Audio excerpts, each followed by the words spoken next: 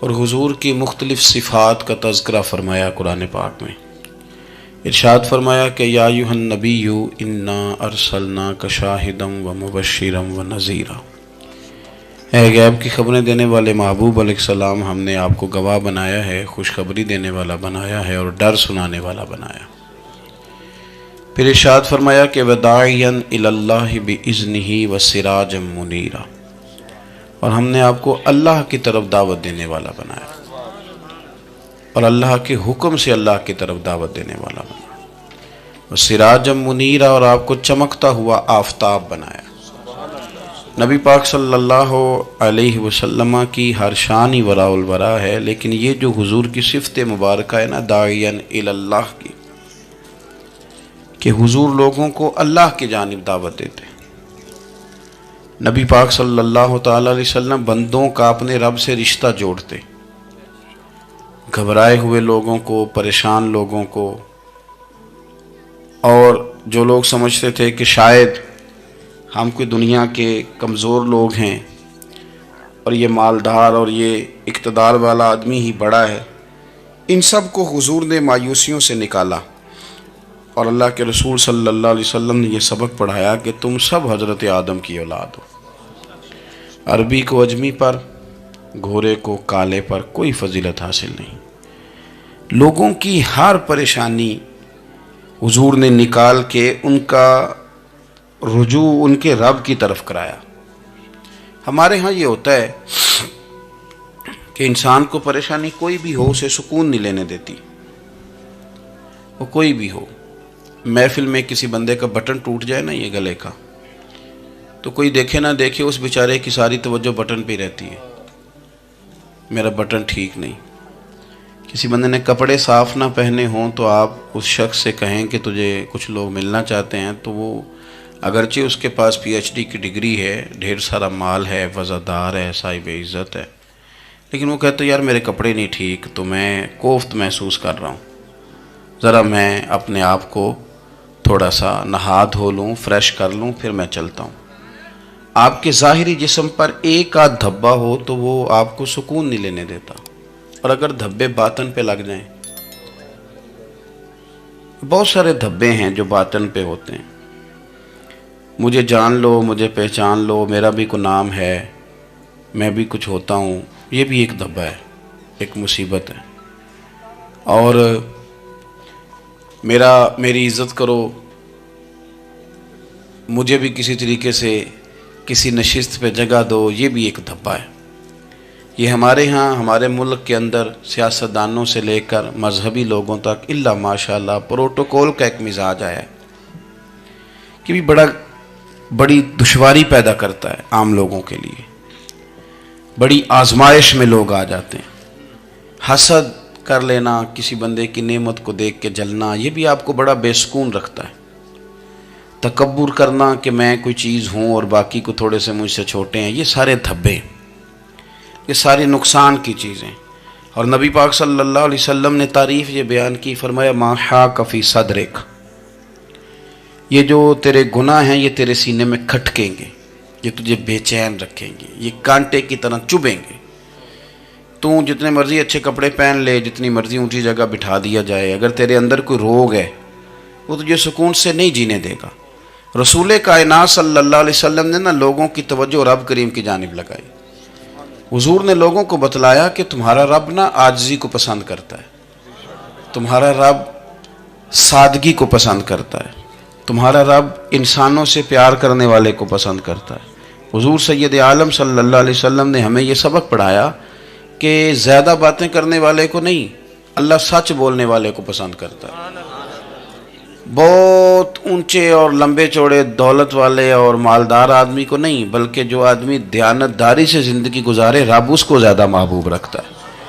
تو ہماری یہ جتنی بھی آزمائشیں ہیں، میلاد والے محبوب صلی اللہ علیہ وسلم نے نا یہ ساری ہماری دور فرما دی، ساری۔ آپ دیکھیں ہمارے ہاں ایک بیماری ہوتی ہے، وہ تکبر کی بیماری ہے، اور وہ صرف مالدار کوئی نہیں ہوتا، بلکہ حضرت سعدی شیرازی فرماتے ہیں کہ میں نے بہت سارے جھکے ہوئے لوگوں میں تکبر دیکھا ہے۔ جو بڑا میٹھا بولتے ہیں نا، کئی دفعہ کہتے ہیں جی کیا بات ہے جی، سبحان اللہ، ماشاء اللہ، بڑا میٹھا بولتے ہیں، تو یہ نہیں میٹھا نہیں بول رہے ہوتے، یہ آپ کو شیشے میں اتار رہے ہوتے ہیں۔ آپ نے کسی کی تعریف کرنی ہے تو پشت کے پیچھے کریں، وہ اصل تعریف ہے۔ آپ کوئی ایسا کام نہ کریں جس سے چھلکے لفظوں میں کہ میں نے کسی کو بنایا ہے، اس سے نا آپ کو خود محسوس ہوگا کہ میں حقیقت پہ زندگی نہیں گزار رہا، میں تو کوئی اداکاری کر رہا ہوں۔ اور جو لوگ کہتے کچھ اور ہیں کرتے کچھ اور ہیں تو وہ خود بڑے پریشان رہتے ہیں، وہ جانتے ہیں کہ یار یہ میں کہاں الجھ گیا ہوں۔ تو بھائی یہ جو بہت زیادہ ہمارے دلوں کے اندر چیز ہے، اور یہ ہر مقام پر بہت سارے لوگوں کو یہ چیز حاصل ہے، میں دیکھتا ہوں کہ درجہ بدرجہ ان چیزوں کا شمار ہے۔ کچھ کا خیال ہے کہ میری ڈگری زیادہ ہے، اور کچھ کا خیال ہے کہ مجھے عقل زیادہ ہے، کچھ کا خیال ہے کہ میری شہرت زیادہ ہے، تو کچھ کا خیال ہے کہ میری دولت زیادہ ہے۔ آہستہ آہستہ وہ الجھاؤ پیدا ہوتا ہے، کسی کا کچھ نہیں جاتا، وہ خود آدمی بے چین رہتا ہے۔ حال دیکھیں نا، یہ میری طرح کو بندہ آ جائے نا محفل میں جس کو عادت ہے اسٹیج پہ بیٹھنے کی، اچھے لوگوں کی، بزرگوں کی، سادات کی بات نہیں کرتا، تو اس کو کبھی بیچارے کو پیچھے بیٹھنا پڑ جائے نا تو وہ گردن اونچی کر کر کے نقیب محفل کو دکھاتا ہے کہ میں آ گیا، کسی طریقے مینوں بھی ساتھ لے کے، بے چین رہتا ہے۔ اور اگر اسے سکون حاصل ہو کہ بھئی حضور کی محفل میں بیٹھنا ہے، جہاں جگہ مل گئی وہیں پہ ٹھیک ہو، اور وہ سکون کے ساتھ، دیکھو اس محفل کا مہمان خصوصی میں نہیں، حضرت بزرگ تو سرپرستی کاری رہے ہیں، میں نہیں، اس محفل کا تو مہمان خصوصی وہ بندہ ہے جس نے محفل سے پہلے یہاں جھاڑو دیا ہے، جس نے یہاں دریاں بچھائی ہیں، جس بیچارے کی فوٹو بھی کوئی نہیں آئی، وہ مہمان خصوصی ہے۔ اور اس محفل کا تو وہ مہمان خصوصی ہے جو چپ کر کے کہیں کونے میں بیٹھا ہے، اس کو کوئی دلچسپی نہیں کہ کوئی مجھے بھی جانے گا، کوئی مجھے بھی پہچانے، اسے تو اتنا پتہ ہے کہ میں اپنے پیارے حبیب کی تعریف سننے کے لیے آیا ہوں۔ آپ اپنے اس طرح آپ کا ذوق دوبالا رہے گا اگر آپ عاجزی کے ساتھ، انکساری کے ساتھ، رب رسول کی رضا کے لیے کسی جگہ بھی آپ اپنے آپ کو سیٹ کر لیں گے تو ماحول آپ کا ٹھیک رہے گا، ورنہ آپ الجھاؤ کا شکار ہیں، ورنہ آپ پریشان ہیں، ورنہ آپ تکلیف میں، ورنہ آپ آزمائش میں۔ بخاری شریف میں حدیث ہے، قاضی ایاز مالکی رحمۃ اللہ علیہ نے بڑی تفصیل سے لکھی ہے، راوی حضرت انس بن مالک ہیں۔ ایک بندہ بڑی دور سے آیا نبی پاک صلی اللہ علیہ وسلم کی زیارت کے لیے، بڑی دور سے۔ عرب کے جو سردار ہوتے تھے ان کے بڑے ناز نخرے ہوتے تھے، وہ خیر آج بھی ہیں، پروٹوکول کا ماحول آج بھی، یعنی وزیر صاحب کے آگے دو چار گاڑیاں نہ ہوں تو ان کو مزہ ہی نہیں آتا، پولیس والے آگے پیچھے بھاگیں تو، حالانکہ ان کو نہیں پتا کہ جو پولیس والے آگے پیچھے بھاگ رہے ہیں نا، یہ حکومت بدلی تو گرفتار کرنے بھی انہوں نے آنا ہے، لیکن وہ بڑا مزہ آتا ہے جب لوگ گاڑی کے پیچھے بھاگتے ہیں، کیا بات ہے جناب، بڑی بات۔ اور ہماری طبیعتوں میں پتہ نہیں کون سی، یہ پیسے پھینکنے والے دوست مجھ سے ناراض نہ ہو جائیں، لیکن میں اکثر سوچتا ہوں کہ یار یہ کس طرح کا کام ہے کہ پہلا کھلارنے پھر آپ اکٹھے کرنے، تو آپ کٹھے دے دیں جس کو دینے ہیں، ختم ہو جائے بات۔ یعنی وہ محفل میں نا گپ شپ ہو رہی ہوتی ہے، اکٹھے کرنا لے، پان دینا لے، کس چکر میں پڑ گئے۔ حضور غوث اعظم رضی اللہ تعالیٰ عنہ کی محفل میں شیخ یحییٰ نجار جایا کرتے تھے تو وہ کہتے تھے کہ ہم وہاں گنتے تھے آج کتنے بندوں نے توبہ کی، تو ہم سے گنے نہیں جاتے تھے، اتنے لوگ توبہ کرتے تھے۔ بزرگوں کی محفلوں میں توبہ کرنے والے گنے جاتے تھے، ہماری محفلوں میں پیسے گنے جاتے ہیں اور وہ پرچیاں دی جاتی ہیں۔ ایسا نہ کریں، اس سے گھٹن پیدا ہوتی، اور پھر جو نوٹوں والے ہوتے ہیں وہ فرنٹ سیٹوں پہ آ جاتے ہیں۔ بہت سارے غریب سوچتے ہیں کہ میرے پاس بھی اگر کرارے نوٹ ہوتے تو میں بھی آگے ہوتا۔ تو کم از کم یہ جو میلاد کی محفل ہیں ان میں تو سب کو ایک جیسا رہنے دے، یہاں تو امیر غریب کا فرق نہ ہو، اس کو تو مہربانی کریں۔ تو نبی پاک صلی اللہ علیہ وسلم کی خدمت میں وہ شخص بڑی دور سے آیا، تو عرب کے بادشاہوں کا مزاج تھا، پروٹوکول بڑا چاہتے تھے، ان کا تو یہ طریقہ تھا کہ حکمرانی کرنی ہے جیسے بھی ہو۔ اگر کسی غلام نے دھوپ میں بندھا رہ گیا، اونٹ اور چھاؤں میں نہیں باندھا تو درے مارتے تھے، اور اگر اس نے کھول کے باندھ دیا تو پھر بھی مارتے تھے، کہتے تھے اتنا سیانا ہو گیا تو انہیں پوچھا ہی نہیں، خود بخود ہی باندھ دیا۔ وہ شخص حضور کی بارگاہ میں آیا اور بہت سارے لوگوں کے پاس کیونکہ وہ جاتا تھا اپنے سربراہ کا پیغام لے کے، تو وہ کانپ رہا ہے جب حضور کی بارگاہ میں گیا، ڈر رہا ہے۔ اب ذرا بات کو سمجھنا، نبی پاک صلی اللہ علیہ وسلم نے اس سے فرمایا کیوں ڈرتے ہو، سادہ آدمی ہے، دیہاتی ہے، بدو ہے۔ اللہ کے رسول نے تھپ کی دی، کیوں ڈرتے ہو؟ تو کہتے ہیں حضور مجھے آداب نہیں آتے اور مجھے ڈر آتا ہے، کوئی بات اگر ایسی ہو گئی، آپ مدینے کی حکومت کے سربراہ ہیں تو کہیں آپ ناراض نہ ہو جائیں۔ حضرت انس بن مالک فرماتے ہیں بات کہاں کی تھی پہنچ کہاں گئی۔ جب اس نے یہ کہا نا کہ آپ تو حکومت کے سربراہ ہیں، کہیں کوئی غلطی نہ مجھ سے ہو جائے، تو نبی پاک کی آنکھوں میں آنسو آ گئے، حضور رونے لگے، اور نبی پاک صلی اللہ علیہ وسلم فرمانے لگے نہ بھائی تو کسی حکومت کے سربراہ کے پاس نہیں آیا، نہ تو اس بیٹے کے پاس آیا ہے جس کی ماں گوشت کے خشک ٹکڑے کھا کے بھی گزارا کر لیتی۔ میں تو ایک غریب ماں کا بیٹا ہوں۔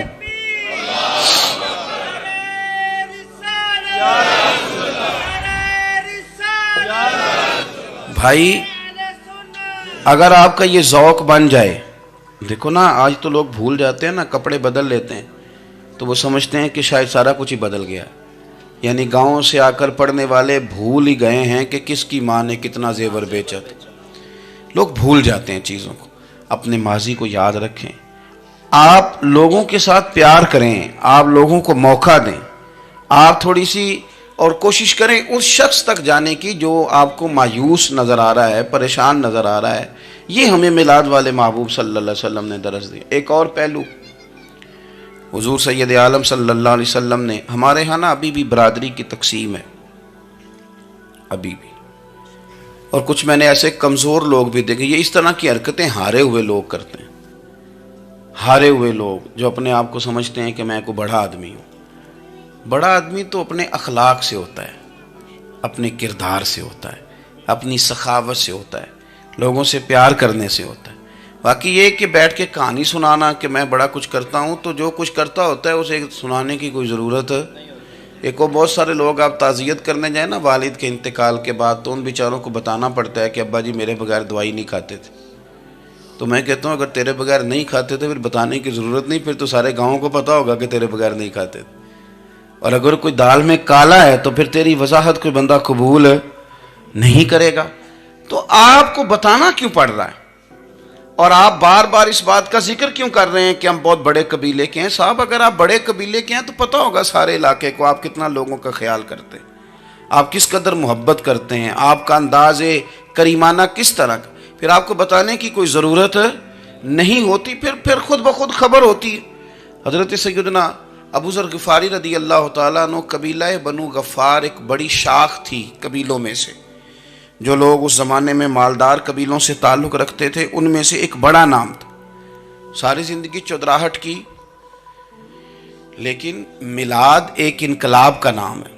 میں میلاد منانے والے دوستوں سے گزارش کرتا ہوں کہ آپ ہر سال میلاد منائیں، اور ہر سال میلاد کے بعد آپ تھوڑے بدل بھی جائیں، یعنی تھوڑے سے بدل جائیں۔ کچھ لوگ کہیں یار یہ داڑھی میں نے نا 12 ربیع الاول والے دن رکھی تھی، یہ میری میلاد والی داڑھی ہے، اور داڑھی رکھیں بھی نبی پاک کی مرضی کی۔ کس کی مرضی کی؟ نہ ناراض ہو جائے جی میں ٹور چلا، بس کس مرضی کی جی؟ اپنی مرضی کے نہیں۔ داڑھی کا وزن کو نہیں ہوتا کہ پوری مٹھی رکھیں گے تو آپ کو کوئی دقت ہوگی، کوئی وزن نہیں، پوری رکھیں، جو حضور کا طریقہ مبارکہ ہے جو ہمیں ملتا ہے اس پر آپ توجہ فرمائیں۔ تو میں جو بات عرض کرنے جا رہا ہوں وہ میلاد انقلاب ہے۔ حضور سید عالم صلی اللہ علیہ وسلم کی بارگاہ میں آنے سے پہلے لوگ کچھ اور ہوتے تھے، اور یہاں سے ہو کے جاتے تھے تو پھر ان میں تبدیلی آتی تھی۔ میں سارا دن کرامتیں سناؤں نا کسی کو اپنے پیر صاحب کی، اور اپنے گھر میں بھی کہ میرے حضرت بڑے، میرے استاد بڑے، لیکن بیوی کے ساتھ اگر میں ترش لہجے میں بات کروں گا تو وہ کہے گی یہ سکھاندے نے تینوں پیر صاحب، دوست کہیں گے یہ سکھاتے ہیں آپ۔ تو آپ کی کہانیاں نہیں چلتی، آپ کا کردار چلتا ہے۔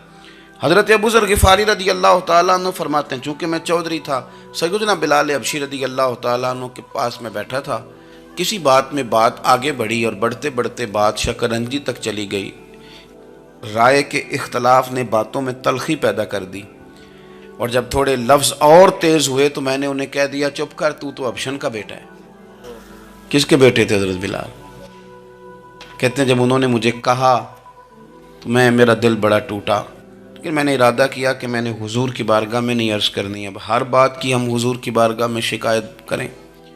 لیکن میں جا کے مسجد میں بیٹھا، اور جب سرکار آئے نا، ارادہ نہیں تھا کہ عرض کروں گا، لیکن حضور کا چہرہ دیکھا تو دکھ میرا خود ہی تازہ ہو گیا۔ رونے کا بھی تو تب ہی مزہ آتا ہے نا کوئی اپنا ملے تو۔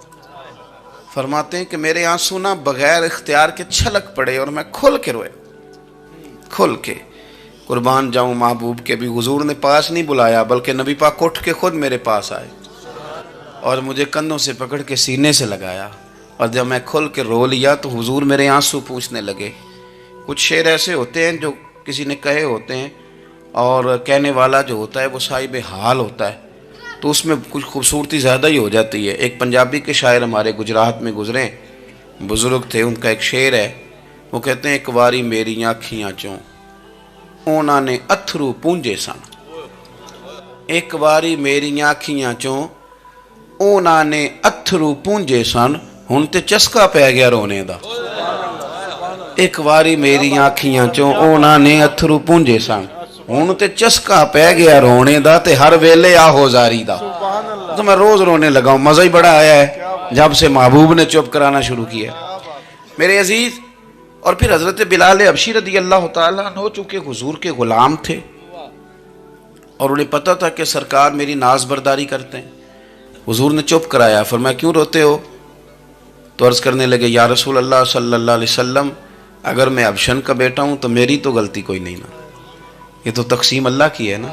الذی خلقک فسواک فعدلک فی ای صورت ما شاء رکبک، جس طرح وہ چاہتا ہے، جس کو چاہتا ہے اس طرح کی اس کی صورت بنا دیتا ہے۔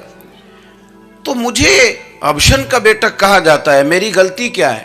حضرت بلال نے بھی نہیں بتایا کس نے کہا، لیکن نبی پاک صلی اللہ علیہ وسلم نے کیا فرمایا؟ امام یوسف صالحی نے لکھا ہے، ذرا غور کرنا بات پر، تسلیاں لوگ اور رنگ میں بھی دیتے ہیں پر یہ تسلی بڑی انوکھی ہے۔ حضور فرمانے لگے بلال اگر تو حبشن کا بیٹا ہے تو پریشان کیوں ہوتا ہے؟ کالے رنگ والی ماں کا بیٹا ہے تو پریشان کیوں ہوتا ہے اگر تیری والدہ کا رنگ کالا ہے تو؟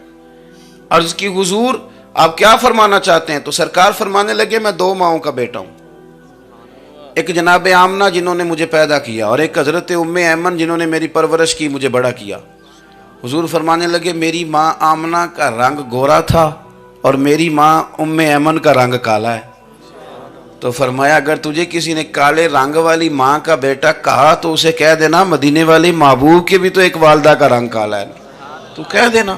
حضرت بلال کہتے ہیں کہ وہ اس طرح کی تسلی تھی، طفل تسلیاں نہیں جس طرح کی ہمیں دی جاتی، وہ اس طرح کی خوبصورت تسلی تھی کہ اس کے بعد میرا دل ایسا ٹھنڈا ہوا، پھر کسی کا تانا تانا نہیں رہا، پھر کسی کی تکلیف نہیں رہی۔ رسول پاک صلی اللہ تعالیٰ علیہ وسلم نے یہ جو آج تقسیم ہے ہمارے ہاں اونچ نیچ کی، چھوٹے بڑے کی، ذات برادری کی، حضور فرماتے ہیں میں نے پاؤں کے نیچے رکھ کے کچل دی، اب اس کا کوئی سٹیٹس نہیں رہا، اب یہ کوئی معاملہ نہیں۔ پھر میرے بھائی ایک معاملہ ہمارے اندر جو اور بڑی شدت کے ساتھ آیا ہے اور جس نے بڑا زور پکڑا ہے وہ یہ ہے کہ ہم نا پڑھے لکھے لوگوں سے معذرت کے ساتھ، پڑھے لکھے لوگوں کا بھی ایک مسئلہ ہے، وہ دوسروں کو جاہل کہنا ضروری سمجھتے ہیں، الا ماشاء اللہ۔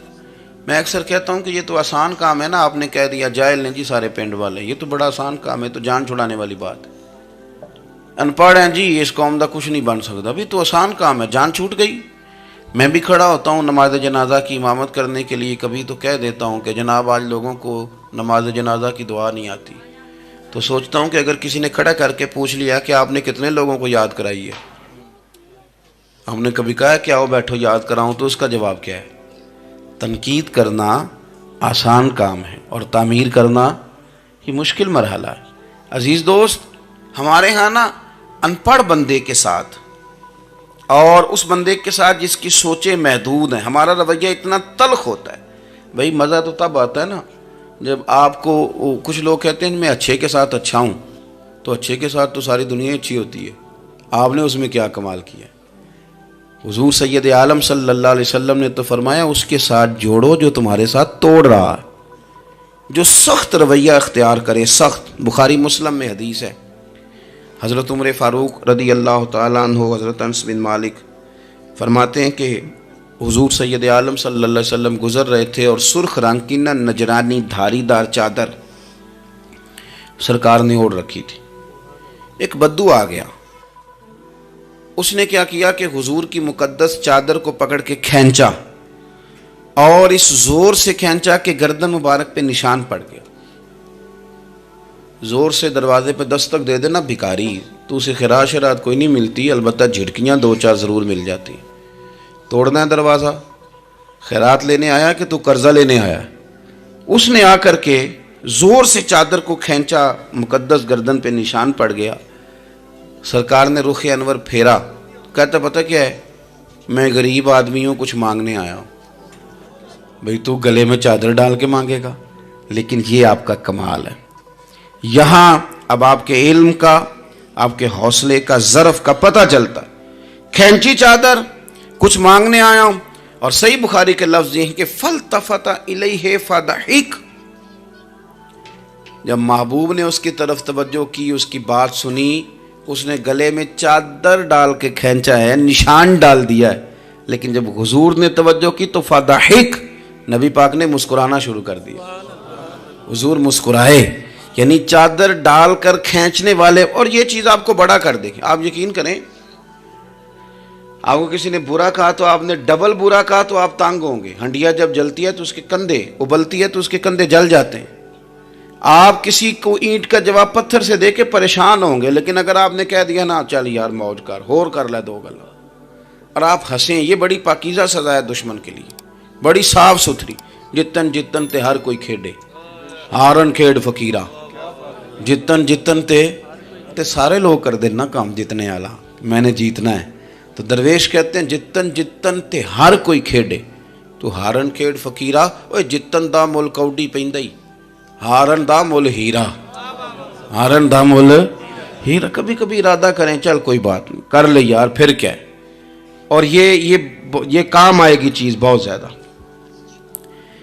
حضور صلی اللہ علیہ وسلم سے کہنے لگا کچھ مانگنے آیا ہوں، تو اب حضور نے کیا فرمایا؟ فرمایا ایک دو چار بکریاں نہیں، دو پہاڑیوں کے درمیان جو ریوڑ ہے نا بکریوں کا، اجڑ، فرمایا سارے اس کو دے دو۔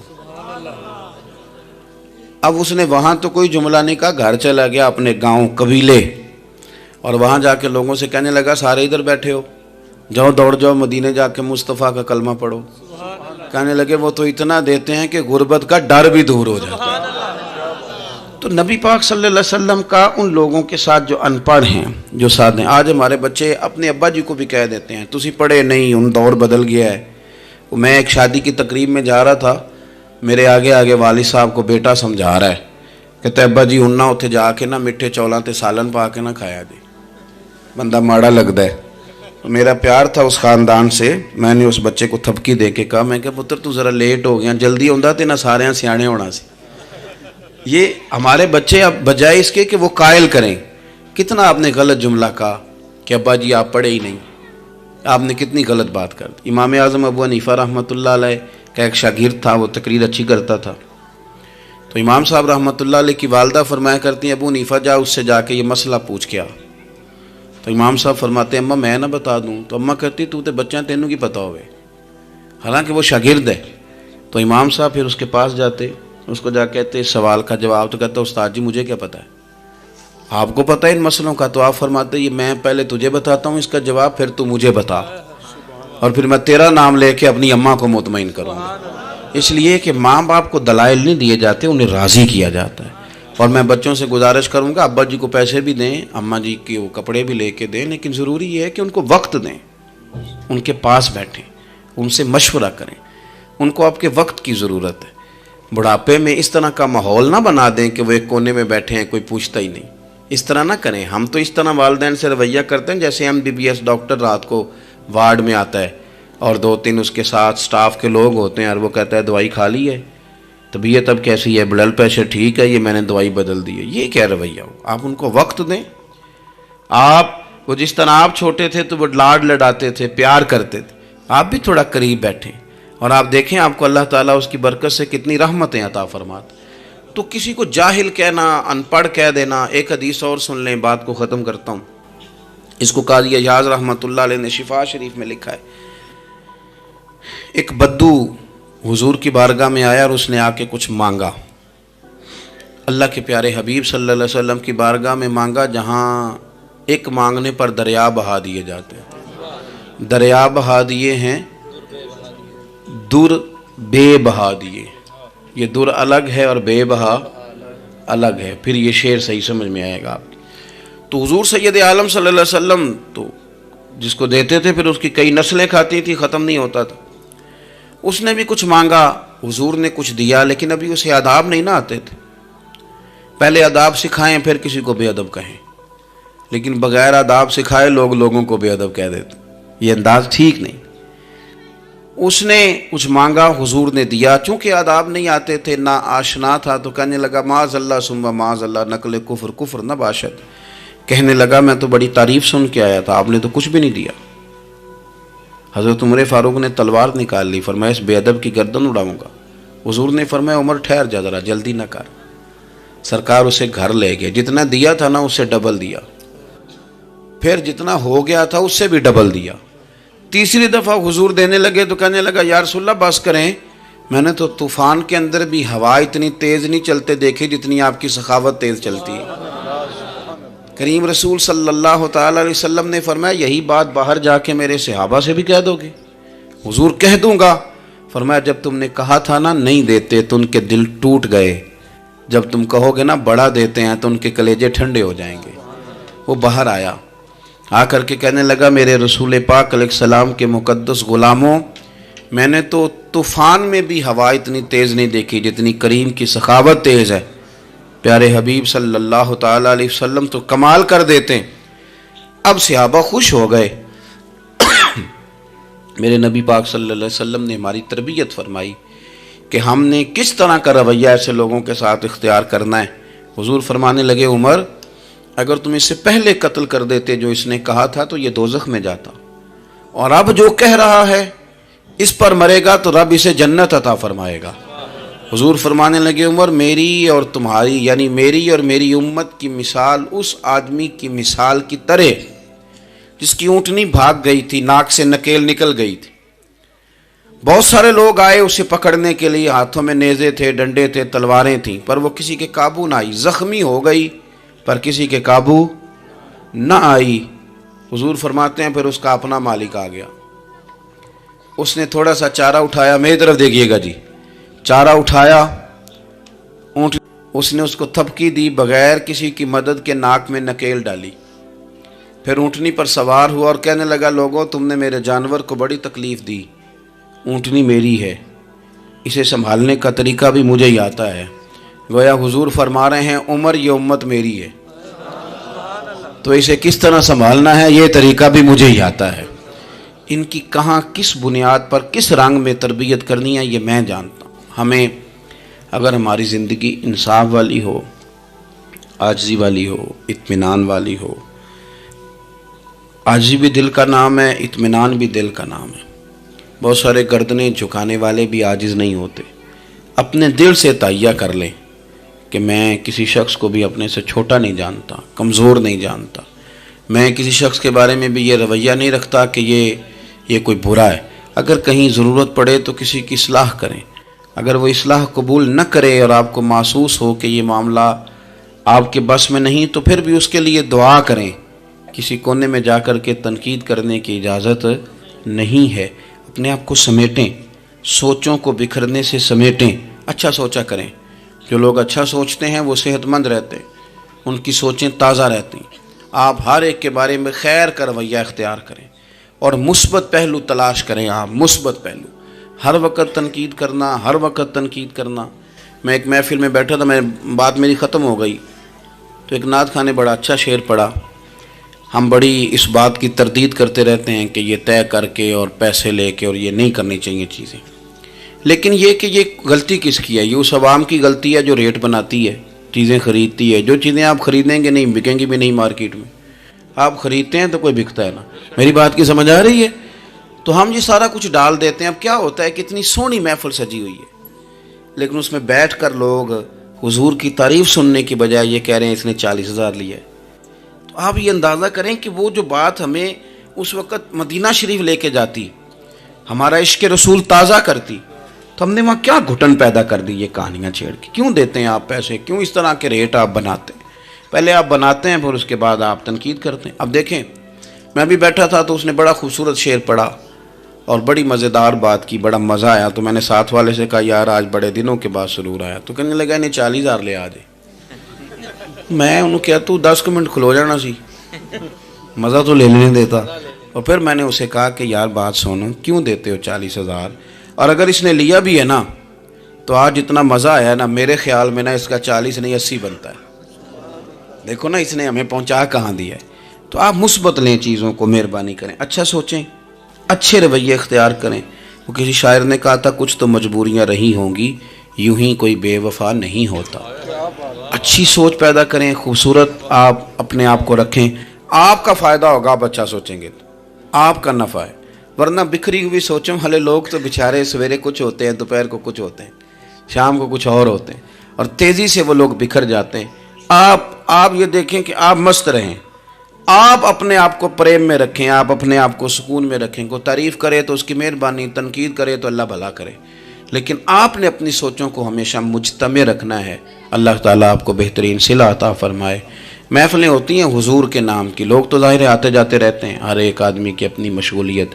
آپ تشریف رکھیں گے، حضور کی ثنا خوانی ہوگی. اللہ تعالیٰ آپ سب کو جزا عطا فرمائے. آخر دعوانا جی آج اقبال ڈے جی نہیں، وہ کون سا واقعہ ہے؟ وہ تو نہیں، ان کے تو کئی واقعات ہیں. چلے میں بات کرتا ہوں، آپ تشریف رکھیں جی. میں بات کرتا ہوں. میں تو اپنی طبیعت کے مطابق بات کر چکا ہوں، اتنی کو میں کیا کرتا ہوں، لیکن ایک بات عرض کرتا ہوں آپ کی خدمت میں. ایک تو یہ کہ آج اقبال ڈے. علامہ اقبال جو ہیں وہ اسلام کے اور صوفیاء کے اور اہل محبت کے بہترین ترجمان ہیں. انہوں نے لوگوں کو رخ جو ہے وہ نبی پاک صلی اللہ علیہ وسلم کی محبت کی جانب پھیرا ہے. تو اقبال سے پیار کرنا اور ان کی تعلیمات کو دیکھنا یہ بھی بڑی کمال بات. ایک بات مجھے یاد آ رہی ہے حضرت سعد بن ابی وقاص کے. بہت ساری باتیں ہیں، میں سمجھ نہیں پایا کہ کس بات کی طرف میرے بھائی نے اشارہ کیا ہے. آپ فرماتے ہیں میں ایک دفعہ قادسیہ کی جنگ کے لیے گیا تھا، تو اس بادشاہ جس سے ہماری جنگ تھی اس کے بارے میں معروف تھا کہ تاج بڑا قیمتی پہنتا ہے. ہوتے نا جی، ہمارے ملک میں بھی کچھ بادشاہ ایسے ہیں جو 6-6 کروڑ کی گھڑی پہن لیتے ہیں. حالانکہ آپ جتنا مرضی مہنگا جوڑا پہن لیں، اب تعریف کوئی بھی نہیں کرتا. اب ختم ہو گیا دور، اب سارے وراء الورا. اب ہر بندے کی ڈیزائننگ بڑی شاندار ہے، جس کو بھی چھیڑ لیں. تو وہ تاج بڑا قیمتی پہنتا تھا، ہیرے لگائے ہوئے تھے. حضرت سعد بن ابی وقاص رضی اللہ تعالیٰ عنہ نے لوگوں سے کہا کہ اس کے تاج کا خیال رکھنا، مل گیا تو مال غنیمت میں فائدہ ہوگا. جنگ ہوئی شام کو، تاج اس کا کہیں ریت میں کھو گیا. لوگوں نے کچھ دیر ڈھونڈا، بادشاہ قتل ہو گیا، ملا نہیں. حضرت سعد بن ابی وقاص نے کہا چھوڑو، سو جاؤ، اتنا بھی ضروری نہیں. فرماتے ہیں کہ میں اپنے خیمے میں چلا گیا تو ایک آدمی نے اندر آنے کی اجازت مانگی. میں نے کہا آ جاؤ. وہ آیا تو اس نے چادر کی اوٹ میں اپنا چہرہ چھپایا ہوا تھا، اور پھر اس نے جب وہ چادر کھولی تو اندر سے اس نے وہ ہیروں کا چمکتا ہوا تاج میرے سامنے رکھا. کہنے لگا میں گزر رہا تھا، گھوڑے کے پیر سے کچھ چیز ٹکرائی ہے، میں نے ریت کھودی ہے تو یہ نکل آیا. تو آپ فرماتے ہیں میں نے اسے کہا یار تو غریب آدمی لگتا ہے، تیرے کپڑے بتاتے ہیں. دامان توکل کی یہ خوبی ہے کہ اس پر پیوند لگے ہوتے ہیں پر دھبے نہیں ہوتے. تو غریب آدمی لگتا ہے. اس نے کہا جی میں جب آیا تھا تو بچوں کے لیے شام کا کھانا تھا، کسی پڑوسی سے ادھار کی گزارش کر آیا تھا، لوٹ کے جاؤں گا تو اللہ خیر کرے. آپ فرماتے ہیں کہ وہ رکھ کے نا غریب آدمی، اتنی دیانتداری، اتنا اخلاص، چہرہ بھی چھپایا ہوا. جب اس نے رخ پھیرا تو میں نے اسے کہا میاں نام ہی بتا دو، باپ کا نام اور قبیلے کا نام. اور حضور کی مختلف صفات کا تذکرہ فرمایا قرآن پاک میں. ارشاد فرمایا کہ یا ایھا النبی انا ارسلناک شاہدا ومبشرا ونذیرا. اے غیب کی خبریں دینے والے محبوب علیہ السلام، ہم نے آپ کو گواہ بنایا ہے، خوشخبری دینے والا بنایا ہے اور ڈر سنانے والا بنایا. پھر ارشاد فرمایا کہ وداعیا الی اللہ باذنہ وسراجا منیرا. اور ہم نے آپ کو اللہ کی طرف دعوت دینے والا بنایا اور اللہ کے حکم سے اللہ کی طرف دعوت دینے والا بنایا. اور سراجا منیرا، اور آپ کو چمکتا ہوا آفتاب بنایا. نبی پاک صلی اللہ علیہ وسلم کی ہر شان ہی ولاء البراء ہے، لیکن یہ جو حضور کی صفت مبارکہ ہے نا داعیا الی اللہ کی، کہ حضور لوگوں کو اللہ کی جانب دعوت دیتے ہیں. نبی پاک صلی اللہ تعالی علیہ وسلم بندوں کا اپنے رب سے رشتہ جوڑتے، گھبرائے ہوئے لوگوں کو، پریشان لوگوں کو اور جو لوگ سمجھتے تھے کہ شاید ہم کوئی دنیا کے کمزور لوگ ہیں اور یہ مالدار اور یہ اقتدار والا آدمی ہی بڑا ہے، ان سب کو حضور نے مایوسیوں سے نکالا اور اللہ کے رسول صلی اللہ علیہ وسلم نے یہ سبق پڑھایا کہ تم سب حضرت آدم کی اولاد ہو۔ عربی کو عجمی پر، گھوڑے کو کالے پر کوئی فضیلت حاصل نہیں۔ لوگوں کی ہر پریشانی حضور نے نکال کے ان کا رجوع ان کے رب کی طرف کرایا۔ ہمارے ہاں یہ ہوتا ہے کہ انسان کو پریشانی کوئی بھی ہو اسے سکون نہیں لینے دیتی، وہ کوئی بھی ہو۔ محفل میں کسی بندے کا بٹن ٹوٹ جائے نا یہ گلے کا، تو کوئی دیکھے نہ دیکھے اس بیچارے کی ساری توجہ بٹن پہ رہتی ہے، میرا بٹن ٹھیک نہیں۔ کسی بندے نے کپڑے صاف نہ پہنے ہوں تو آپ اس شخص سے کہیں کہ تجھے کچھ لوگ ملنا چاہتے ہیں، تو وہ اگرچہ اس کے پاس PhD کی ڈگری ہے، ڈھیر سارا مال ہے، وفادار ہے، صاحب عزت ہے، لیکن وہ کہتے ہیں یار میرے کپڑے نہیں ٹھیک تو میں کوفت محسوس کر رہا ہوں، ذرا میں اپنے آپ کو تھوڑا سا نہا دھو لوں، فریش کر لوں، پھر میں چلتا ہوں۔ آپ کے ظاہری جسم پر ایک آدھ دھبا ہو تو وہ آپ کو سکون نہیں لینے دیتا، اور اگر دھبے باطن پہ لگ جائیں، بہت سارے دھبے ہیں جو باطن پہ ہوتے ہیں، مجھے جان لو، مجھے پہچان لو، میرا بھی کوئی نام ہے، میں بھی کچھ ہوتا ہوں، یہ بھی ایک دھبا ہے، ایک مصیبت ہے، اور میری عزت کرو، مجھے بھی کسی طریقے سے کسی نشست پہ جگہ دو، یہ بھی ایک دھبا ہے۔ یہ ہمارے ہاں ہمارے ملک کے اندر سیاستدانوں سے لے کر مذہبی لوگوں تک الا ماشاءاللہ پروٹوکول کا ایک مزاج آیا ہے، یہ بھی بڑی دشواری پیدا کرتا ہے عام لوگوں کے لیے، بڑی آزمائش میں لوگ آ جاتے ہیں۔ حسد کر لینا، کسی بندے کی نعمت کو دیکھ کے جلنا، یہ بھی آپ کو بڑا بے سکون رکھتا ہے۔ تکبر کرنا کہ میں کوئی چیز ہوں اور باقی کو تھوڑے سے مجھ سے چھوٹے ہیں، یہ سارے دھبے، یہ ساری نقصان کی چیزیں۔ اور نبی پاک صلی اللہ علیہ وسلم نے تعریف یہ بیان کی، فرمایا ما حاک فی صدرک، یہ جو تیرے گناہ ہیں یہ تیرے سینے میں کھٹکیں گے، یہ تجھے بے چین رکھیں گے، یہ کانٹے کی طرح چبھیں گے۔ تو جتنے مرضی اچھے کپڑے پہن لے، جتنی مرضی اونچی جگہ بٹھا دیا جائے، اگر تیرے اندر کوئی روگ ہے وہ تجھے سکون سے نہیں جینے دے گا۔ رسول کائنات صلی اللہ علیہ وسلم نے نا لوگوں کی توجہ رب کریم کی جانب لگائی۔ حضور نے لوگوں کو بتلایا کہ تمہارا رب نا عاجزی کو پسند کرتا ہے، تمہارا رب سادگی کو پسند کرتا ہے، تمہارا رب انسانوں سے پیار کرنے والے کو پسند کرتا ہے۔ حضور سید عالم صلی اللہ علیہ وسلم نے ہمیں یہ سبق پڑھایا کہ زیادہ باتیں کرنے والے کو نہیں، اللہ سچ بولنے والے کو پسند کرتا ہے۔ بہت اونچے اور لمبے چوڑے دولت والے اور مالدار آدمی کو نہیں، بلکہ جو آدمی دیانتداری سے زندگی گزارے رب اس کو زیادہ محبوب رکھتا ہے۔ تو ہماری یہ جتنی بھی آزمائشیں ہیں میلاد والے محبوب صلی اللہ علیہ وسلم نے نا یہ ساری ہماری دور فرما دی، ساری۔ آپ دیکھیں ہمارے ہاں ایک بیماری ہوتی ہے، وہ تکبر کی بیماری ہے، اور وہ صرف مالدار کو نہیں ہوتا، بلکہ حضرت سعدی شیرازی فرماتے ہیں کہ میں نے بہت سارے جھکے ہوئے لوگوں میں تکبر دیکھا ہے۔ یہ بڑا میٹھا بولتے ہیں نا، کئی دفعہ کہتے ہیں جی کیا بات ہے جی سبحان اللہ ماشاءاللہ، بڑا میٹھا بولتے ہیں، تو یہ میٹھا نہیں بول رہے ہوتے، یہ آپ کو شیشے میں اتار رہے ہوتے ہیں۔ آپ نے کسی کی تعریف کرنی ہے تو پشت کے پیچھے کریں، وہ اصل تعریف ہے۔ آپ کوئی ایسا کام نہ کریں جس سے چھلکے لفظوں میں کہ میں نے کسی کو بنایا ہے، اس سے نا آپ کو خود محسوس ہوگا کہ میں حقیقت پہ زندگی نہیں گزار رہا، میں تو کوئی اداکاری کر رہا ہوں۔ اور جو لوگ کہتے کچھ اور ہیں کرتے کچھ اور ہیں تو وہ خود بڑے پریشان رہتے ہیں، وہ جانتے ہیں کہ یار یہ میں کہاں الجھ گیا ہوں۔ تو بھائی یہ جو بہت زیادہ ہمارے دلوں کے اندر چیز ہے، اور یہ ہر مقام پر بہت سارے لوگوں کو یہ چیز حاصل ہے، میں دیکھتا ہوں کہ درجہ بدرجہ ان چیزوں کا شمار ہے۔ کچھ کا خیال ہے کہ میری ڈگری زیادہ ہے، اور کچھ کا خیال ہے کہ مجھے عقل زیادہ ہے، کچھ کا خیال ہے کہ میری شہرت زیادہ ہے، تو کچھ کا خیال ہے کہ میری دولت زیادہ ہے۔ آہستہ آہستہ وہ الجھاؤ پیدا ہوتا ہے، کسی کا کچھ نہیں جاتا، وہ خود آدمی بے چین رہتا ہے۔ ہم دیکھیں نا، یہ میری طرح کو کوئی بندہ آ جائے نا محفل میں جس کو عادت ہے اسٹیج پہ بیٹھنے کی، اچھے لوگوں کی، بزرگوں کی، سادات کی بات نہیں کرتا، تو اس کو کبھی بیچارے کو پیچھے بیٹھنا پڑ جائے نا تو وہ گردن اونچی کر کر کے نقیب محفل کو دکھاتا ہے کہ میں آ گیا، کسی طریقے میں نے بھی ساتھ لے کے بے چین رہتا ہے۔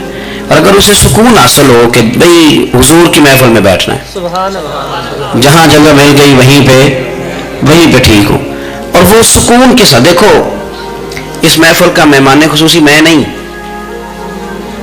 حضرت بزرگ تو سرپرستی کاری رہے ہیں، میں نہیں. اس محفل کا تو مہمان خصوصی وہ بندہ ہے جس نے محفل سے پہلے یہاں جھاڑو دیا ہے، جس نے یہاں دریاں بچھائی ہیں، جس بیچارے کی فوٹو بھی کوئی نہیں آئی، وہ مہمان خصوصی ہے. اور اس محفل کا تو وہ مہمان خصوصی ہے جو چپ کر کے کئی کونے میں بیٹھا ہے، اس کو کوئی دلچسپی نہیں کہ کوئی مجھے بھی جانے گا، کوئی مجھے بھی پہچانے. اسے تو اتنا پتہ ہے کہ میں اپنے پیارے حبیب کی تعریف سننے کے لیے آیا ہوں. آپ اپنے اس طرح آپ کا ذوق دوبالا رہے گا اگر آپ عاجزی کے ساتھ، انکساری کے ساتھ، رب رسول کی رضا کے لیے کسی جگہ بھی آپ اپنے آپ کو سیٹ کر لیں گے تو ماحول آپ کا ٹھیک رہے. ورنہ آپ الجھاؤ کا شکار ہے، ورنہ آپ پریشان ہیں، ورنہ آپ تکلیف میں، ورنہ آپ آزمائش میں. بخاری شریف میں حدیث ہے، قاضی ایاز مالکی رحمۃ اللہ علیہ نے بڑی تفصیل سے لکھی ہے، راوی حضرت انس بن مالک ہیں. ایک بندہ بڑی دور سے آیا نبی پاک صلی اللہ علیہ وسلم کی زیارت کے لیے، بڑی دور سے. عرب کے جو سردار ہوتے تھے ان کے بڑے ناز نخرے ہوتے تھے. وہ خیر آج بھی ہیں، پروٹوکول کا ماحول آج بھی، یعنی وزیر صاحب کے آگے دو چار گاڑیاں نہ ہوں تو ان کو مزہ ہی نہیں آتا. پولیس والے آگے پیچھے بھاگیں تو حالانکہ ان کو نہیں پتا کہ جو پولیس والے آگے پیچھے بھاگ رہے ہیں نا، یہ حکومت بدلی تو گرفتار کرنے بھی انہوں نے آنا ہے.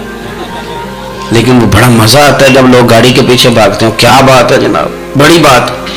اور ہماری طبیعتوں میں پتہ نہیں کون سی، یہ پیسے پھینکنے والے دوست مجھ سے ناراض نہ ہو جائیں، لیکن میں اکثر سوچتا ہوں کہ یار یہ کس طرح کا کام ہے کہ پہلا کھلارنے پھر آپ اکٹھے کرنے. تو آپ کٹھی دے دیں جس کو دینے ہیں، ختم ہو جائے بات. یعنی وہ محفل میں نا گپ شپ ہو رہی ہوتی ہے، اکٹھے کرنا لے پان دینا لے، کس چکر میں پڑ گئے. حضور غوث اعظم رضی اللہ تعالیٰ عنہ کی محفل میں شیخ یحییٰ نجار جایا کرتے تھے تو وہ کہتے تھے کہ ہم وہاں گنتے تھے آج کتنے بندوں نے توبہ کی، تو ہم سے گنے نہیں جاتے تھے اتنے لوگ توبہ کرتے تھے. بزرگوں کی محفلوں میں توبہ کرنے والے گنے جاتے تھے، ہماری محفلوں میں پیسے گنے جاتے ہیں اور وہ پرچیاں دی جاتی ہیں. ایسا نہ کریں، اس سے گھٹن پیدا ہوتی. اور پھر جو نوٹوں والے ہوتے ہیں وہ فرنٹ سیٹوں پہ آ جاتے ہیں. بہت سارے غریب سوچتے ہیں کہ میرے پاس بھی اگر کرارے نوٹ ہوتے تو میں بھی آگے ہوتا. تو کم از کم یہ جو میلاد کی محفل ہیں ان میں تو سب کو ایک جیسا رہنے دے. یہاں تو امیر غریب کا فرق نہ ہو، اس کو تو مہربانی کریں. تو نبی پاک صلی اللہ علیہ وسلم کی خدمت میں وہ شخص بڑی دور سے آیا. تو عرب کے بادشاہوں کا مزاج تھا، پروٹوکول بڑا چاہتے تھے. ان کا تو یہ طریقہ تھا کہ حکمرانی کرنی ہے جیسے بھی ہو. اگر کسی غلام نے دھوپ میں بندھا رہ گیا، اونٹ اور چھاؤں میں نہیں باندھا تو درے مارتے تھے، اور اگر اس نے کھول کے باندھ دیا تو پھر بھی mارتے تھے. کہتے تھے اتنا سیانہ ہو گیا تو نے پوچھا ہی نہیں، خود بخود ہی باندھ دیا. وہ شخص حضور کی بارگاہ میں آیا اور بہت سارے لوگوں کے پاس کیونکہ وہ جاتا تھا اپنے سربراہ کا پیغام لے کے، تو وہ کانپ رہا ہے جب حضور کی بارگاہ میں گیا، ڈر رہا ہے. اب ذرا بات کو سمجھنا، نبی پاک صلی اللہ علیہ وسلم نے اس سے فرمایا کیوں ڈرتے ہو؟ سادہ آدمی ہے، دیہاتی ہے، بدو ہے. اللہ کے رسول نے تھپکی دی، کیوں ڈرتے ہو؟ تو کہتے حضور مجھے آداب نہیں آتے اور مجھے ڈر آتا ہے کوئی بات اگر ایسی ہو گئی، آپ مدینے کی حکومت کے سربراہ ہیں تو کہیں آپ ناراض نہ ہو جائیں. حضرت انس بن مالک فرماتے ہیں بات کہاں کی تھی، پہنچ کہاں گئی. جب اس نے یہ کہا نا کہ آپ تو حکومت کے سربراہ ہیں، کہیں کوئی غلطی نہ مجھ سے ہو جائے، تو نبی پاک کی آنکھوں میں آنسو آ گئے. حضور رونے لگے اور نبی پاک صلی اللہ علیہ وسلم فرمانے لگے نہ بھائی تو کسی حکومت کے سربراہ کے پاس نہیں آیا، نہ تو اس بیٹے کے پاس آیا ہے جس کی ماں گوشت کے خشک ٹکڑے کھا کے بھی گزارا کر لیتی. میں تو ایک غریب ماں کا بیٹا ہوں.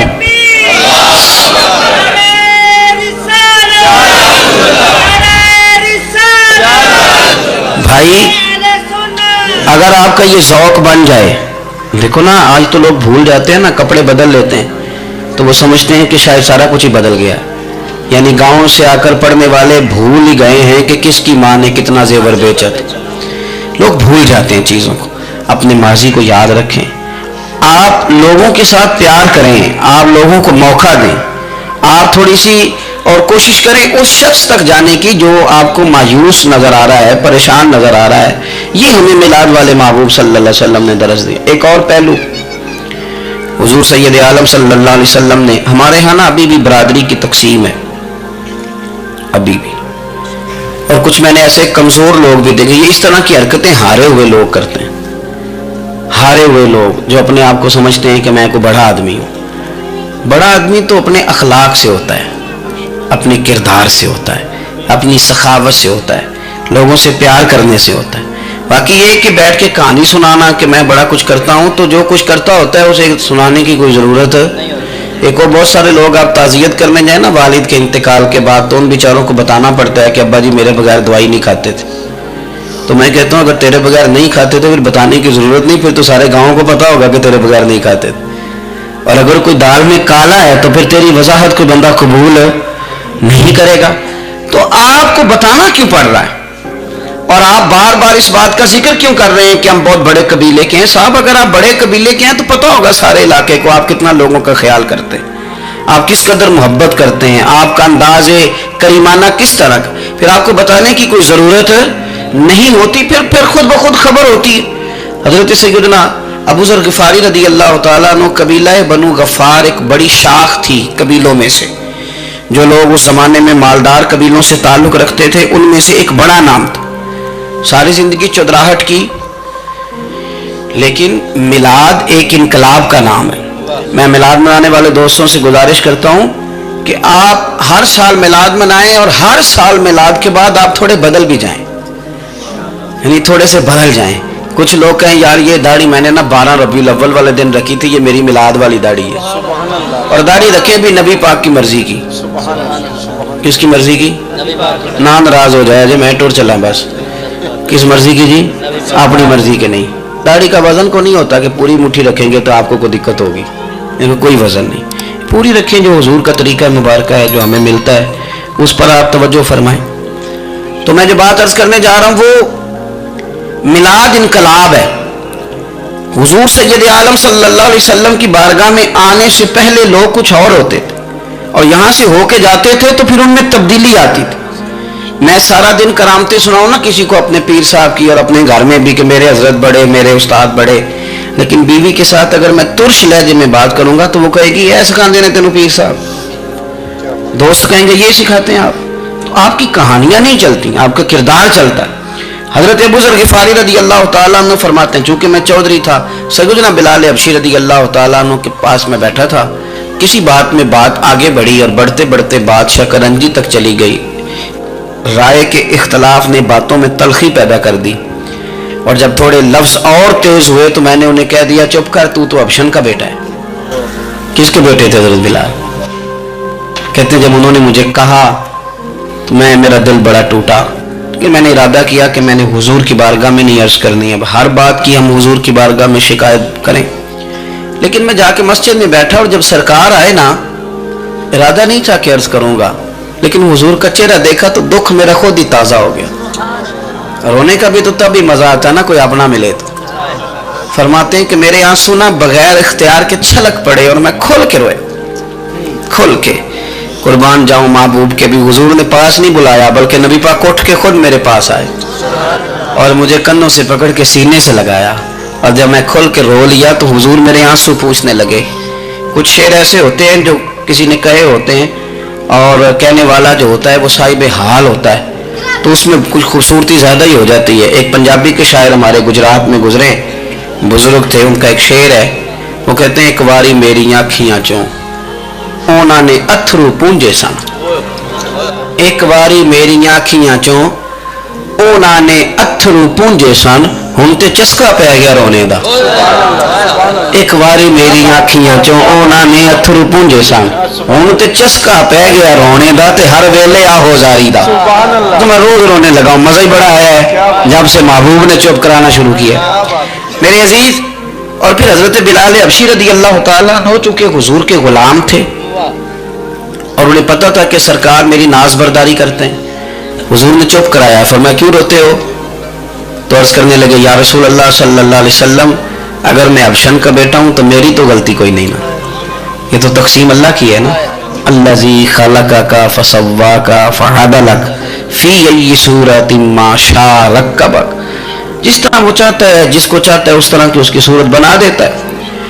تو مجھے ابشن کا بیٹا کہا جاتا ہے، میری غلطی کیا ہے؟ حضرت بلال نے بھی نہیں بتایا کس نے کہا، لیکن نبی پاک صلی اللہ علیہ وسلم نے کیا فرمایا؟ امام یوسف صالحی نے لکھا ہے، ذرا غور کرنا بات پر، تسلیاں لوگ اور رنگ میں بھی دیتے ہیں پر یہ تسلی بڑی انوکھی ہے۔ حضور فرمانے لگے بلال اگر تو ابشن کا بیٹا ہے تو پریشان کیوں ہوتا ہے؟ काले रंग वाली माँ का बेटा है तो परेशान क्यों होता है अगर तेरी वालदा का रंग काला है तो? अर्ज की हुजूर आप क्या फरमाना चाहते हैं? तो सरकार फरमाने लगे मैं दो माओं का बेटा हूं, एक जनाब आमना जिन्होंने मुझे पैदा किया और एक हजरत उम्मे ऐमन जिन्होंने मेरी परवरिश की, मुझे बड़ा किया। हुजूर फरमाने लगे मेरी माँ आमना का रंग गोरा था और मेरी माँ उम्मे ऐमन का रंग काला है।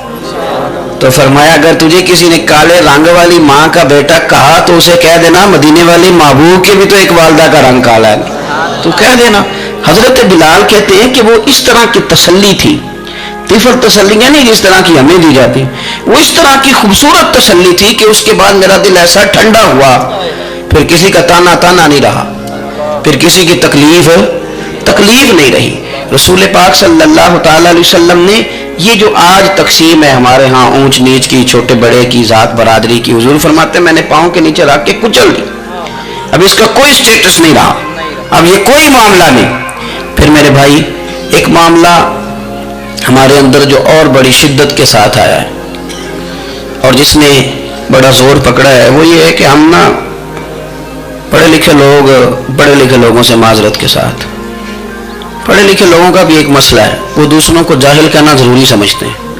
इल्ला माशाअल्लाह मैं अक्सर कहता हूँ कि ये तो आसान काम है ना, आपने कह दिया जाहिल नहीं जी सारे पिंड वाले, ये तो बड़ा आसान काम है, तो जान छुड़ाने वाली बात।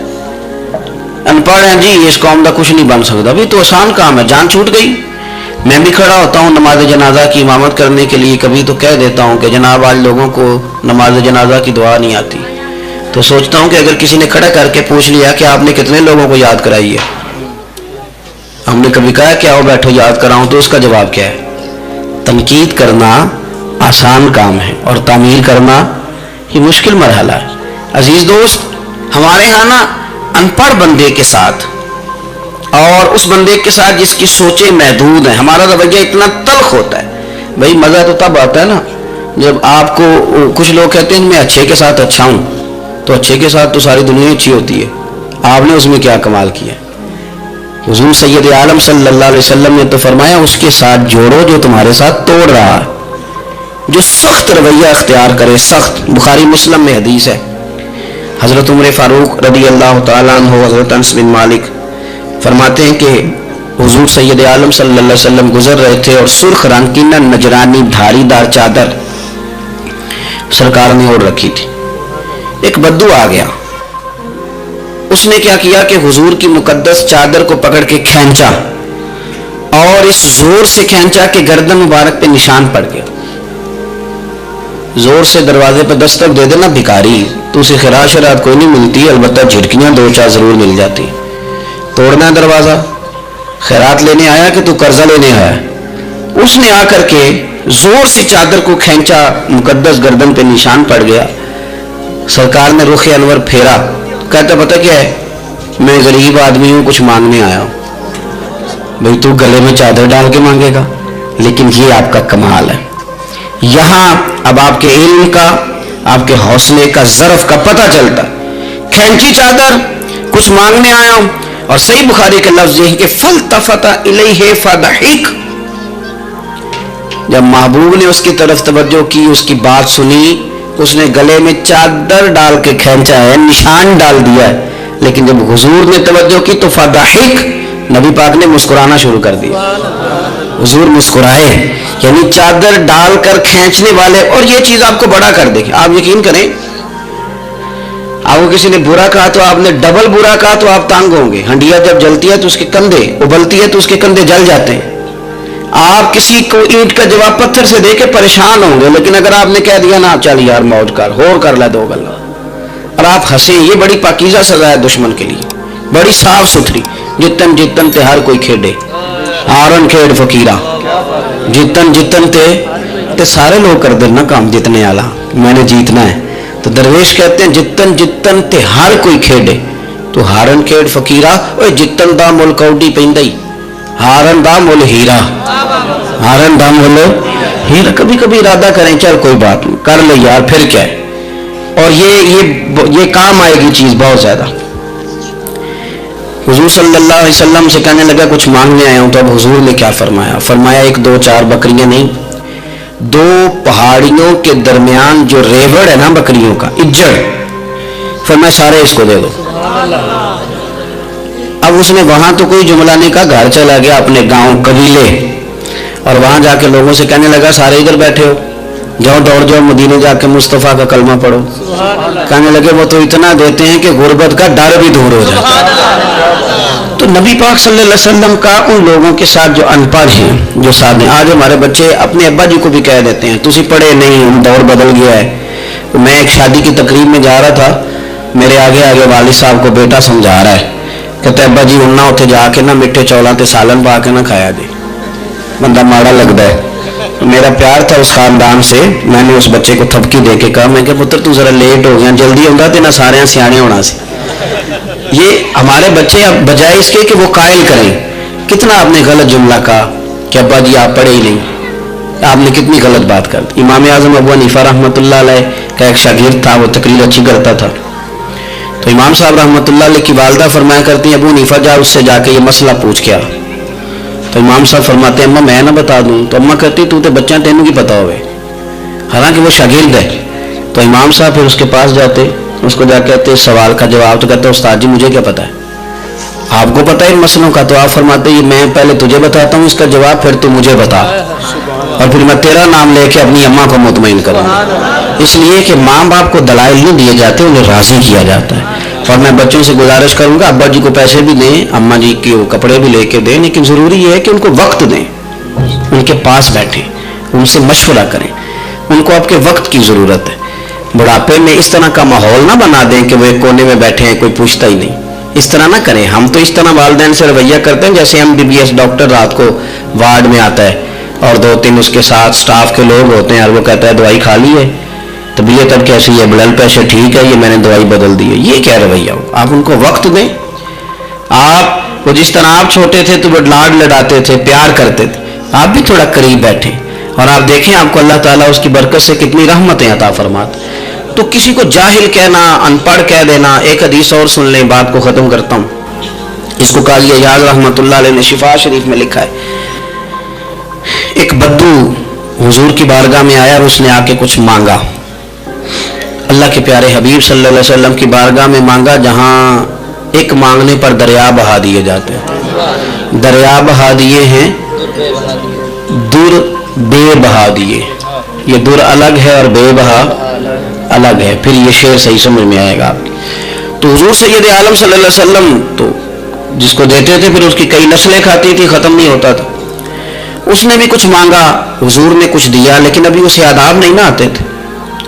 پہلے آداب سکھائیں پھر کسی کو بے ادب کہیں، لیکن بغیر آداب سکھائے لوگوں کو بے ادب کہہ دیتے، یہ انداز ٹھیک نہیں۔ اس نے کچھ مانگا، حضور نے دیا، چونکہ آداب نہیں آتے تھے، نہ آشنا تھا، تو کہنے لگا معاذ اللہ ثم معاذ اللہ نقل کفر کفر نہ باشد، کہنے لگا میں تو بڑی تعریف سن کے آیا تھا، آپ نے تو کچھ بھی نہیں دیا۔ حضرت عمر فاروق نے تلوار نکال لی، فرمایا اس بے ادب کی گردن اڑاؤں گا۔ حضور نے فرمایا عمر ٹھہر جا ذرا، جلدی نہ کر۔ سرکار اسے گھر لے گئے، جتنا دیا تھا نا اس سے ڈبل دیا، پھر جتنا ہو گیا تھا اس سے بھی ڈبل دیا۔ تیسری دفعہ حضور دینے لگے تو کہنے لگا یا رسول اللہ بس کریں، میں نے تو طوفان کے اندر بھی ہوا اتنی تیز نہیں چلتے دیکھے جتنی آپ کی سخاوت تیز چلتی ہے۔ کریم رسول صلی اللہ تعالی علیہ وسلم نے فرمایا یہی بات باہر جا کے میرے صحابہ سے بھی کہہ دو گے؟ حضور کہہ دوں گا۔ فرمایا جب تم نے کہا تھا نا نہیں دیتے تو ان کے دل ٹوٹ گئے، جب تم کہو گے نا بڑا دیتے ہیں تو ان کے کلیجے ٹھنڈے ہو جائیں گے۔ وہ باہر آیا، آ کر کے کہنے لگا میرے رسول پاک علیہ السلام کے مقدس غلاموں، میں نے تو طوفان میں بھی ہوا اتنی تیز نہیں دیکھی جتنی کریم کی سخاوت تیز ہے۔ پیارے حبیب صلی اللہ تعالی علیہ وسلم تو کمال کر دیتے۔ اب صحابہ خوش ہو گئے۔ میرے نبی پاک صلی اللہ علیہ وسلم نے ہماری تربیت فرمائی کہ ہم نے کس طرح کا رویہ ایسے لوگوں کے ساتھ اختیار کرنا ہے۔ حضور فرمانے لگے عمر اگر تم اس سے پہلے قتل کر دیتے جو اس نے کہا تھا تو یہ دوزخ میں جاتا، اور اب جو کہہ رہا ہے اس پر مرے گا تو رب اسے جنت عطا فرمائے گا۔ حضور فرمانے لگے عمر میری اور تمہاری یعنی میری اور میری امت کی مثال اس آدمی کی مثال کی طرح جس کی اونٹنی بھاگ گئی تھی، ناک سے نکیل نکل گئی تھی، بہت سارے لوگ آئے اسے پکڑنے کے لیے، ہاتھوں میں نیزے تھے، ڈنڈے تھے، تلواریں تھیں، پر وہ کسی کے قابو نہ آئی، زخمی ہو گئی پر کسی کے قابو نہ آئی۔ حضور فرماتے ہیں پھر اس کا اپنا مالک آ گیا، اس نے تھوڑا سا چارہ اٹھایا, میری طرف دیکھیے گا جی, چارہ اٹھایا, اونٹ اس نے اس کو تھپکی دی, بغیر کسی کی مدد کے ناک میں نکیل ڈالی. پھر اونٹنی پر سوار ہوا اور کہنے لگا, لوگوں تم نے میرے جانور کو بڑی تکلیف دی, اونٹنی میری ہے, اسے سنبھالنے کا طریقہ بھی مجھے ہی آتا ہے. گویا حضور فرما رہے ہیں عمر یہ امت میری ہے, تو اسے کس طرح سنبھالنا ہے یہ طریقہ بھی مجھے ہی آتا ہے.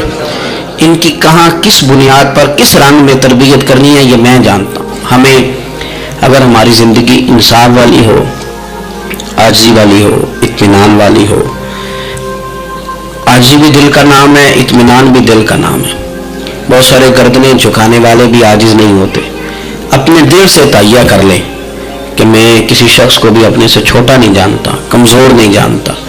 میں کسی شخص کے بارے میں بھی یہ رویہ نہیں رکھتا کہ یہ کوئی برا ہے. اگر کہیں ضرورت پڑے تو کسی کی اصلاح کریں. اگر وہ اصلاح قبول نہ کرے اور آپ کو محسوس ہو کہ یہ معاملہ آپ کے بس میں نہیں, تو پھر بھی اس کے لیے دعا کریں. کسی کونے میں جا کر کے تنقید کرنے کی اجازت نہیں ہے. اپنے آپ کو سمیٹیں, سوچوں کو بکھرنے سے سمیٹیں, اچھا سوچا کریں. جو لوگ اچھا سوچتے ہیں وہ صحت مند رہتے, ان کی سوچیں تازہ رہتی. آپ ہر ایک کے بارے میں خیر کا رویہ اختیار کریں اور مثبت پہلو تلاش کریں. آپ مثبت پہلو, ہر وقت تنقید کرنا, ہر وقت تنقید کرنا. میں ایک محفل میں بیٹھا تھا, میں بات نہیں ختم ہو گئی تو ایک نعت خان نے بڑا اچھا شعر پڑھا. ہم بڑی اس بات کی تردید کرتے رہتے ہیں کہ یہ طے کر کے اور پیسے لے کے اور یہ نہیں کرنی چاہیے چیزیں, لیکن یہ کہ یہ غلطی کس کی ہے؟ یہ اس عوام کی غلطی ہے جو ریٹ بناتی ہے, چیزیں خریدتی ہے. جو چیزیں آپ خریدیں گے نہیں بکیں گی بھی نہیں مارکیٹ میں. آپ خریدتے ہیں تو کوئی بکتا ہے نا. میری بات کی سمجھ آ رہی ہے؟ تو ہم یہ سارا کچھ ڈال دیتے ہیں. اب کیا ہوتا ہے کہ اتنی سونی محفل سجی ہوئی ہے, لیکن اس میں بیٹھ کر لوگ حضور کی تعریف سننے کی بجائے یہ کہہ رہے ہیں اس نے 40,000 لیا ہے. تو آپ یہ اندازہ کریں کہ وہ جو بات ہمیں اس وقت مدینہ شریف لے کے جاتی, ہمارا عشق رسول تازہ کرتی, تو ہم نے وہاں کیا گھٹن پیدا کر دی یہ کہانیاں چھیڑ کے. کیوں دیتے ہیں آپ پیسے؟ کیوں اس طرح کے ریٹ آپ بناتے ہیں؟ پہلے آپ بناتے ہیں پھر اس کے بعد آپ تنقید کرتے ہیں. اب دیکھیں, میں بھی بیٹھا تھا تو اس نے بڑا خوبصورت شعر پڑھا اور بڑی مزیدار بات کی, بڑا مزہ آیا. تو میں نے ساتھ والے سے کہا یار آج بڑے دنوں کے بعد سرور آیا. تو کہنے لگا نہیں 40,000 لے آ جائے. میں انہوں کہا تو 10 منٹ کھلو جانا سی, مزہ تو لینے نہیں دیتا. اور پھر میں نے اسے کہا کہ یار بات سنو, کیوں دیتے ہو 40,000؟ اور اگر اس نے لیا بھی ہے نا تو آج اتنا مزہ آیا نا, میرے خیال میں نا اس کا 40 نہیں 80 بنتا ہے. دیکھو نا اس نے ہمیں پہنچا کہاں دیا ہے. تو آپ مثبت لیں چیزوں کو, مہربانی کریں, اچھا سوچیں, اچھے رویے اختیار کریں.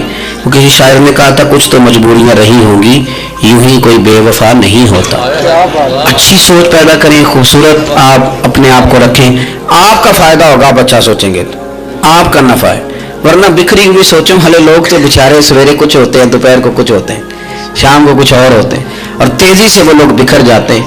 آپ یہ دیکھیں کہ آپ مست رہیں, آپ اپنے آپ کو پریم میں رکھیں, آپ اپنے آپ کو سکون میں رکھیں. کوئی تعریف کرے تو اس کی مہربانی, تنقید کرے تو اللہ بھلا کرے, لیکن آپ نے اپنی سوچوں کو ہمیشہ مجتمع رکھنا ہے. اللہ تعالیٰ آپ کو بہترین صلہ عطا فرمائے. محفلیں ہوتی ہیں حضور کے نام کی, لوگ تو ظاہر آتے جاتے رہتے ہیں, ہر ایک آدمی کی اپنی مشغولیت. آپ تشریف رکھیں گے, حضور کی ثنا خوانی ہوگی. اللہ تعالیٰ آپ سب کو جزا عطا فرمائے. آخر دعوانا جی آج اقبال ڈے جی نہیں, وہ کون سا واقعہ ہے؟ وہ تو ان کے تو کئی واقعات ہیں. چلے میں بات کرتا ہوں, آپ تشریف رکھیں جی. میں بات کرتا ہوں. میں تو اپنی طبیعت کے مطابق بات کر چکا ہوں, اتنی کو میں کیا کرتا ہوں, لیکن ایک بات عرض کرتا ہوں آپ کی خدمت میں. ایک تو یہ کہ آج اقبال ڈے. علامہ اقبال جو ہیں وہ اسلام کے اور صوفیاء کے اور اہل محبت کے بہترین ترجمان ہیں. انہوں نے لوگوں کو رخ جو ہے وہ نبی پاک صلی اللہ علیہ وسلم کی محبت کی جانب پھیرا ہے. تو اقبال سے پیار کرنا اور ان کی تعلیمات کو دیکھنا یہ بھی بڑی کمال بات. ایک بات مجھے یاد آ رہی ہے حضرت سعد بن ابی وقاص کے, بہت ساری باتیں میں سمجھ نہیں پایا کہ کس بات کی طرف میرے بھائی نے اشارہ کیا ہے. آپ فرماتے ہیں میں ایک دفعہ قادسیہ کی جنگ کے لیے گیا تھا, تو اس بادشاہ جس سے ہماری جنگ تھی اس کے بارے میں معروف تھا کہ تاج بڑا قیمتی پہنتا ہے. ہوتے ہیں نا جی, ہمارے ملک میں بھی کچھ بادشاہ ایسے ہیں جو 6-6 کروڑ کی گھڑی پہن لیتے ہیں. حالانکہ آپ جتنا مرضی مہنگا جوڑا پہن لیں اب تعریف کوئی بھی نہیں کرتا. اب ختم ہو گیا تھا, اب سارے برا البرا. اب ہر بندے کی ڈیزائننگ بڑی شاندار ہے، جس کو بھی چھیڑ دیں. تو وہ تاج بڑا قیمتی پہنتا تھا، ہیرے لگائے ہوئے تھے. حضرت سعد بن ابی وقاص رضی اللہ تعالیٰ عنہ نے لوگوں سے کہا کہ اس کے تاج کا خیال رکھنا، مل گیا تو مال غنیمت میں فائدہ ہوگا. جنگ ہوئی شام کو، تاج اس کا کہیں ریت میں کھو گیا. لوگوں نے کچھ دیر ڈھونڈا، بادشاہ قتل ہو گیا، ملا نہیں. حضرت سعد بن ابی وقاص نے کہا چھوڑو، سو جاؤ، اتنا بھی ضروری نہیں. فرماتے ہیں کہ میں اپنے خیمے میں چلا گیا تو ایک آدمی نے اندر آنے کی اجازت مانگی. میں نے کہا آ جاؤ. وہ آیا تو اس نے چادر کی اوٹ میں اپنا چہرہ چھپایا ہوا تھا، اور پھر اس نے جب وہ چادر کھولی تو اندر سے اس نے وہ ہیروں کا چمکتا ہوا تاج میرے سامنے رکھا. کہنے لگا میں گزر رہا تھا، گھوڑے کے پیر سے کچھ چیز ٹکرائی ہے، میں نے ریت کھودی ہے تو یہ نکل آیا. تو آپ فرماتے ہیں میں نے اسے کہا یار تو غریب آدمی لگتا ہے، تیرے کپڑے بتاتے ہیں. دامان توکل کی یہ خوبی ہے کہ اس پر پیوند لگے ہوتے ہیں پر دھبے نہیں ہوتے. تو غریب آدمی لگتا ہے. اس نے کہا جی میں جب آیا تھا تو بچوں کے لیے شام کا کھانا تھا، کسی پڑوسی سے ادھار کی گزارش کر آیا تھا، لوٹ کے جاؤں گا تو اللہ خیر کرے. آپ فرماتے ہیں کہ وہ رکھ کے نا غریب آدمی، اتنی دیانتداری، اتنا اخلاص، چہرہ بھی چھپایا ہو. جب اس نے رخ پھیرا تو میں نے اسے کہا میاں نام ہی بتا دو، باپ کا نام اور قبیلے کا نام.